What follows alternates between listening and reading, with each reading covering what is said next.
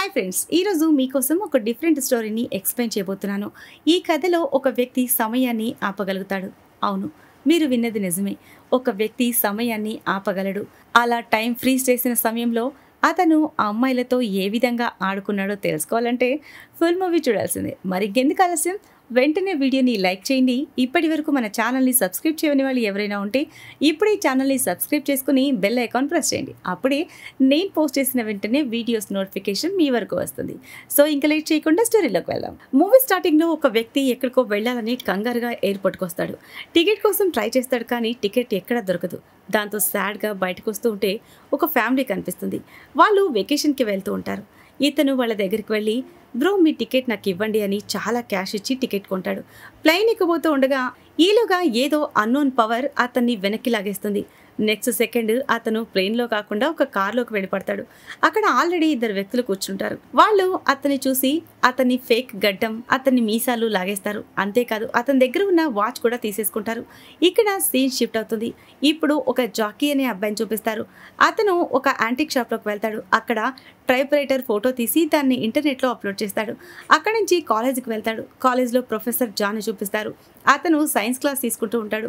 Class అయిపోయాక Jackie అతని దగ్గరికి వెళ్తాడు. అంటే ప్రొఫెసర్ మరెవరో కాదు, జాక్ ఫాదర్ అన్నమాట. జాక్ అతని ఫాదర్తో మనం ఒక కార్ కొనాలి అంటాడు. కానీ అతని డాడ్, నీకు చాలా ఎక్కువైంది, మన రేంజ్ చూసుకుని మాట్లాడు, నోరు మూసుకుని సైకిల్ మీద వెళ్ళు అని చెప్తాడు.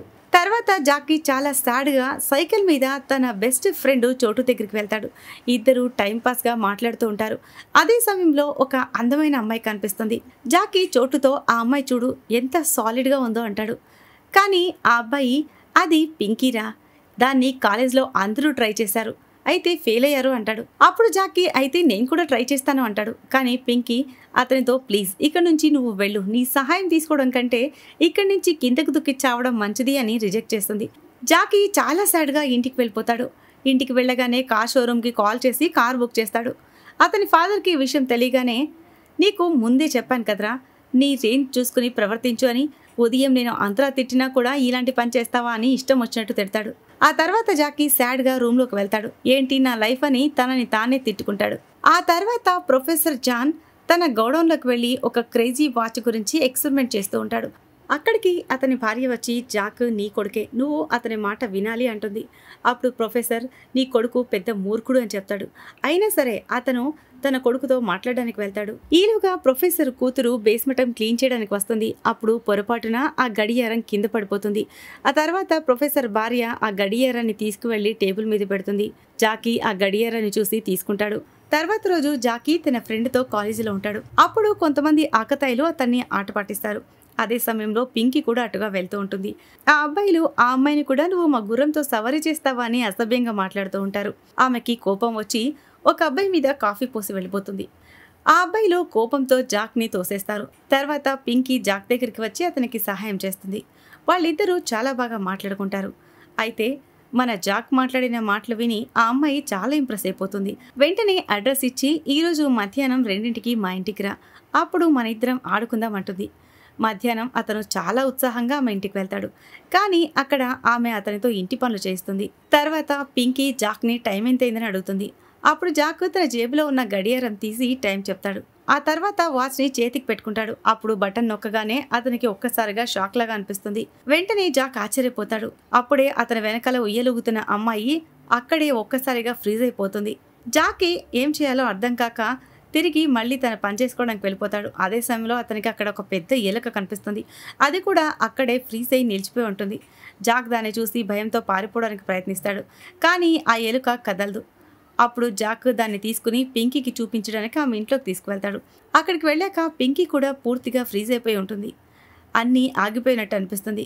కానీ కొద్దిసేపటికి మళ్ళీ అన్నీ నార్మల్ అవుతాయి. ఆ పెద్ద ఎలుకను చూసి పింకీ భయపడిపోతుంది. జాక్ని నోటికొచ్చినట్లు తిడుతుంది. జాక్ ఆమెకి సారీ చెప్తాడు. ఆ ఎలుక చచ్చిపోయింది అంటాడు. అయితే పింకీ కోపంగా ఉంటుంది. అందువల్ల పింకీ జాక్ మీద నీళ్లు పోస్తుంది. ఆ నీళ్లు ఆ వాచ్ మీద పడగానే మళ్ళీ టైం ఆగిపోతుంది. ఇప్పుడు జాక్ ఆగిపోయిన నీటిని చూసి ఆశ్చర్యపోతాడు. అక్కడ ఉన్న పావురాలు కూడా కదలకుండా ఉంటాయి. అప్పుడే జాక్కి అర్థమైపోతుంది ఇదంతా ఆ వాచ్ వల్లే జరుగుతుందని. అతను మళ్ళీ ఆ వాచ్ బటన్ నొక్కగానే టైం మళ్ళీ నార్మల్ అయిపోతుంది. పింకీ ఇంకా కోపంగా ఉంటుంది. అందువల్ల ఆమె అతన్ని బయటికి పంపించేస్తుంది. అయితే జాక్ ఆమెని ఒప్పించడానికి ప్రయత్నిస్తూ మళ్ళీ వాచ్ బటన్ని నొక్కుతాడు. ఈసారి పింకీ జాక్ భుజం మీద చేయి వేసి ఉండటం వల్ల ఆమె ఆ టైం స్టాప్లోకి వెళ్ళదు. ఆమె తన చుట్టూ అన్నీ ఆగిపోయినట్టు చూసి ఆశ్చర్యపోతుంది.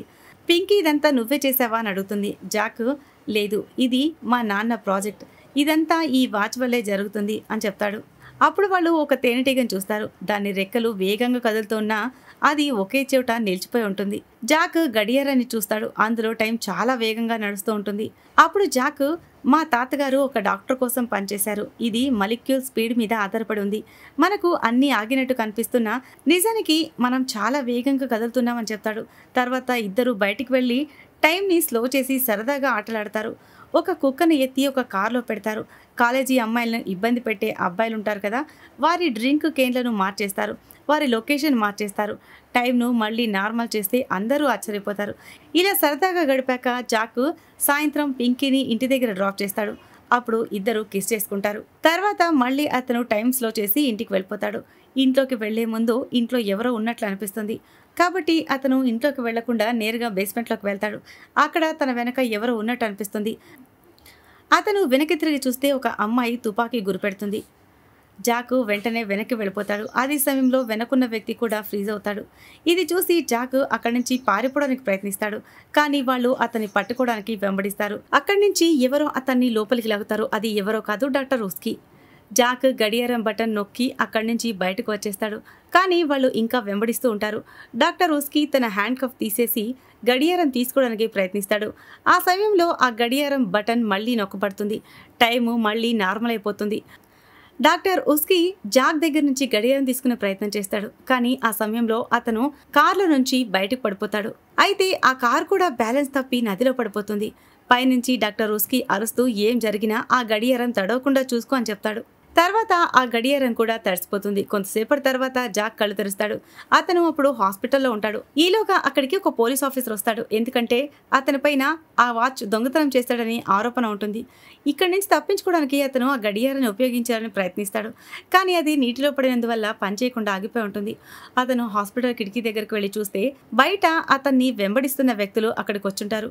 వాళ్ళని చూసి అతను బాత్రూంలోకి వెళ్ళి గడియారాన్ని ఆరబెట్టడానికి ప్రయత్నిస్తాడు. కానీ అది ఎంత ప్రయత్నించినా పనిచేయదు. అతన్ని పట్టుకోవడానికి ఆ వ్యక్తులు హాస్పిటల్ లోపలికి వచ్చేసరికి టైం మళ్ళీ స్లో అవుతుంది. కానీ వారిపై అది ప్రభావం ఏమీ ఉండదు. ఎందుకంటే వాళ్ళు జాక్ని వెతుకుతున్న సమయంలో అతను పోలీస్ యూనిఫారం ధరించి వాళ్ళని మోసం చేసి బయటికి వచ్చేస్తాడు. బయటికి వచ్చాక టైంను మళ్ళీ సాధారణ స్థితికి తెచ్చుకుంటాడు. ఈలోగా విలన్ తన మనుషులతో ఒక పిల్లాన్ని పట్టుకోలేకపోతున్నారా అని కోప్పడుతూ ఉంటాడు. తర్వాత అతను తన మనుషుల్ని వెనక్కి పిలుస్తాడు. ఎందుకంటే ఇప్పుడు అతని ప్లాన్ తన ఫాదర్ అయిన ప్రొఫెసర్ని కిడ్నాప్ చేయడం. తర్వాత జాక్ పింకీ ఇంటికి వెళ్తాడు. కొందరు నా వెంట పడుతున్నారు, నన్ను చంపాలనుకుంటున్నారు అని చెప్తాడు. అప్పుడు పింకీ అతనికి కార్ కీస్ ఇచ్చి నేను కూడా నీతో పాటు వస్తాను, నీకు సహాయం చేస్తాను అంటుంది. తర్వాత ఇద్దరు జాక్ ఫాదర్ ఉన్న హోటల్కి వెళ్తూ ఉంటారు. అయితే అంతకు ముందే విలన్ అక్కడికి వెళ్ళి అతని ఫాదర్ని కిడ్నాప్ చేస్తాడు. ఈ విషయం తెలియక వాళ్ళు హోటల్లోకి వెళ్తారు. అక్కడ ప్రొఫెసర్ లేకపోవడం చూసి ఆశ్చర్యపోతారు. వెంటనే వాళ్ళు బయటికి రావడానికి ప్రయత్నిస్తూ ఉండగా ఒక చెత్త ట్రాక్టర్ వచ్చి వాళ్ళిద్దరిని ఎత్తుకుని చెత్తలో పారేస్తుంది. ఆ ట్రక్ డాక్టర్ ఉస్కీది. డాక్టర్ ఉస్కీ జాక్ని అరే బోసటికే నా గడియారం ఎక్కడ ఉందని అడుగుతాడు. ఆ సమయంలో పింకీ అతని ముఖం మీద కాలుతో బలంగా తంతుంది. దాంతో కోపంగా డాక్టర్ ఉస్కీ వాళ్ళని ట్రక్ నుండి బయటకు విసిరేస్తాడు. తర్వాత తన గడియారం ఇవ్వమని డిమాండ్ చేస్తాడు. అయితే జాక్ తన గడియారం తీసి ఇవ్వబోతూ ఉండగా పింకీ మళ్ళీ అతని మొహం మీద కాలుతో తన్ని స్పృహ కోల్పోయేలా చేస్తుంది. తర్వాత వాళ్ళు డాక్టర్ ఉస్కీని బంధిస్తారు. అప్పుడు నువ్వే నిజమైన డాక్టర్ ఉస్కీవని నిరూపించుకో అంటారు. డాక్టర్ ఉస్కీ జాక్తో తన మొత్తం కుటుంబ సభ్యుల పేరు చెప్పి తానే నిజమైన వాడని నిరూపించుకుంటాడు. తర్వాత జాక్ అతను నా నుండి ఏం కోరుకుంటున్నాడు అని అడుగుతాడు. అప్పుడు డాక్టర్ ఉస్కీ అతనికి ఆ గడియారం కావాలి, దాంతో అతను తన ప్రాజెక్టు పూర్తి చేసుకుంటాడని చెప్తాడు. అప్పుడు జాక్ ఆ గడియారం తీసి ఇచ్చేస్తాడు. అయితే ఇది నీళ్ళలో పడిపోయింది, దీన్ని మళ్ళీ సరిచేయాలి అని చెప్తాడు. తర్వాత దాన్ని సరిచేయడానికి కావాల్సిన వస్తువులు తీసుకోవడానికి వాళ్ళు మార్కెట్కి వెళ్తారు. పింకీ ఆ దుకాణంలో ఉన్న వ్యక్తిని బిజీగా ఉంచుతుంది. ఈలోగా డాక్టర్ ఉస్కీ జాక్ ఇద్దరు కావాల్సిన వస్తువులన్నీ దొంగలిస్తారు. ఒక స్థలంలో దాక్కుని గడియారాన్ని సరిచేస్తారు. తర్వాత ముగ్గురు కలిసి ఆ విలన్ ల్యాబ్లోకి రహస్యంగా ప్రవేశిస్తారు. కానీ ఆ ల్యాబ్లోకి వెళ్ళడానికి డాక్టర్ ఉస్కీ నిరాకరిస్తాడు. నన్ను మళ్ళీ పట్టుకుంటారు, మీరు మాత్రమే వెళ్ళండి అంటాడు. దానికి జాక్ కోపంగా ఉంటాడు. బోసుడికే నీ వల్లే మేము ఇబ్బందులు చిక్కుకున్నాం, నువ్వు మాతో రావాల్సిందే అంటాడు. కానీ డాక్టర్ ఉస్కీ మొండివాడు. అందుకు అంగీకరించడు. వారికి వేరే మార్గం లేక జాక్, పింకీ మాత్రమే లోపలికి వెళ్తారు. అక్కడ విలన్ తన మనుషులతో వాళ్ళని పట్టుకోవడానికి రెడీగా ఉంటాడు. కానీ వాళ్ళు నైట్రోజన్ గ్యాస్ వేసి ఆ మనుషుల్ని ఫ్రీజ్ చేస్తారు. తర్వాత జాక్ అక్కడి నుంచి తప్పించుకుని తన ఫాదర్ని రక్షించడానికి వెళ్తూ ఉంటాడు. అప్పుడు ఆ విలన్ మనుషులు అతని చుట్టుముట్టి ఫ్రీజ్ చేస్తారు. తర్వాత విలన్ ఆ గడియారం దొంగలించి దాంతో పాటు అతన్ని తన ఫాదర్ దగ్గరికి తీసుకువెళ్తాడు. అక్కడికి వెళ్ళేసరికి అతని ఫాదర్ ఒక లూప్లో పనిచేస్తూ ఉంటాడు. వాళ్ళని చూసి కోపడతాడు. ఒరే బోసిడికే, నువ్విక్కడికి ఎందుకు వచ్చావరా అని అంటాడు. ఇంకోవైపు ఒక ఏజెంట్ని చూపిస్తారు. అతను ఈ విలన్ దగ్గర ఆ ప్రాజెక్టు కొనడానికి వచ్చాడు. అయితే అతను వాళ్ళని లోపలికి రానివ్వడు. ఎందుకంటే ఇంకా ఆ ప్రాజెక్టు పూర్తి కాలేదు అని చెప్తాడు. అయితే వాళ్ళు అతని మాట వినరు. ల్యాబ్ గోడల్ని బద్దలు కొట్టుకుని లోపలికి ప్రవేశించాలని ప్రయత్నిస్తారు. కానీ వాళ్ళు అలా చేయలేకపోతారు. ఈలోగా జాక్ వాళ్ళు ఎలాగైనా బయటపడాలి అనుకుంటారు. అప్పుడు జాక్ తన జేబులో నుంచి గడియారం బయటికి తీస్తాడు. నేను వాడికి డూప్లికేట్ తెచ్చాను, ఇది ఒరిజినల్ నా దగ్గరే ఉంది అని చెప్తాడు. ఇదే నిజమైంది అంటాడు. ఆ తర్వాత దాన్ని ఆన్ చేస్తాడు. దానిని ఆన్ చేసిన వెంటనే అతని శరీరం అతి వేగంగా మారి ఏ వస్తువులో నుంచైనా అతను ఇంకిపోయే శక్తి పొందుతాడు. తర్వాత అతను తన ఫాదర్ ఉన్న గది నుంచి బయటికి వస్తాడు. విలన్ మనుషులు అతనిపై దాడి చేయడానికి ప్రయత్నం చేస్తారు. కానీ జాక్ ఫ్లాష్ వేగంతో అక్కడి నుంచి తప్పించుకుంటాడు. తర్వాత విలను గది తలుపులు తెరిచి చూస్తాడు. లోపల డాక్టర్ గాని పింకీ గాని ఎవరూ ఉండరు. అది చూసి అతనికి వాళ్ళు పారిపోయారని అర్థమవుతుంది. అప్పుడే ఒక భయంకరమైన బ్లాస్ట్ జరుగుతుంది. అలా అతని ప్రాజెక్టు మొత్తం పూర్తిగా నాశనమైపోతుంది. తర్వాత జాక్ తన ఫాదర్ పింకీ దగ్గరికి వెళ్తాడు. వాళ్ళు ఒక టేబుల్ కింద దాక్కుని ఉంటారు. వాళ్ళు అక్కడి నుండి పారిపోవడానికి సిద్ధమవుతారు. అప్పుడే విలన్ లేచి వాళ్ళపై దాడి చేయడానికి ప్రయత్నం చేస్తాడు. కానీ డాక్టర్ ఊస్కీ అక్కడికి చేరుకుని అతనిపై దాడి చేసి అతన్ని ఫ్రీజ్ చేస్తాడు. అదే సమయంలో విలన్ దగ్గర ప్రాజెక్ట్ కొనడానికి వచ్చిన ఏజెంట్ అక్కడికి వస్తాడు. అతను నిజానికి ఒక గవర్నమెంట్ అధికారి కాబట్టి అతను వెంటనే ఆ విలన్ని అతని మనుషుల్ని అరెస్ట్ చేసి తీసుకెళ్తాడు. ఇప్పుడు అన్నీ సెట్ అయిపోతాయి.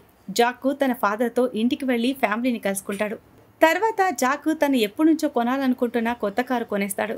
ఫ్యామిలీ మొత్తం అందులో కూర్చుని వెళ్ళిపోతారు. అప్పుడే కొంతమంది పోలీసులు వాళ్ళని వెంబడించడం కనిపిస్తుంది. కానీ టైము అకస్మాత్తుగా మళ్ళీ స్లో అయిపోతుంది. దీని అర్థం ఏంటంటే ఆ అద్భుతమైన గడియారం ఇంకా మన జాక్ దగ్గరే ఉందని అర్థం. ఈ సీన్తోనే ఈ మూవీ ఎండ్ అవుతుంది. సో ఇది ఫ్రెండ్స్ ఇవాల్టి స్టోరీ.